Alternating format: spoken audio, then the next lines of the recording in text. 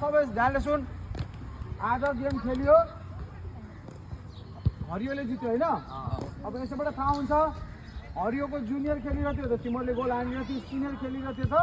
तिमीहरूले गोल हानेको थियो सिनियरहरू यतिकै राम्रो भएको छैन किन राम्रो भएको छ उनीहरू रेगुलर खेलेर एउटा उमेर भइसकेको हिसाबले राम्रो छ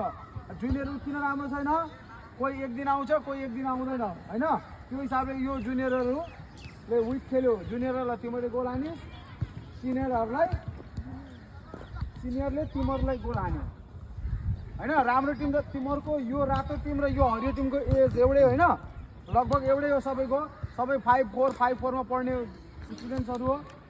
तर तिमीहरूले किन त्यो टिमले तिमीहरूलाई 4 गोल 5 गोल हानिरहेको थियो भन त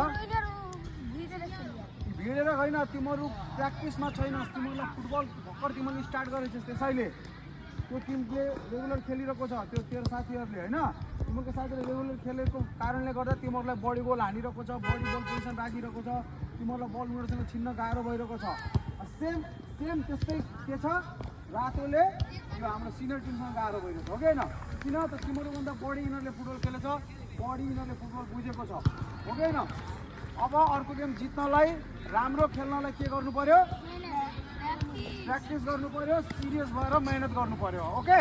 ल अब हात धुने त्यसपछि गाइड छ अनि स्कुल जाने खाएर ल थ्याङ्क यू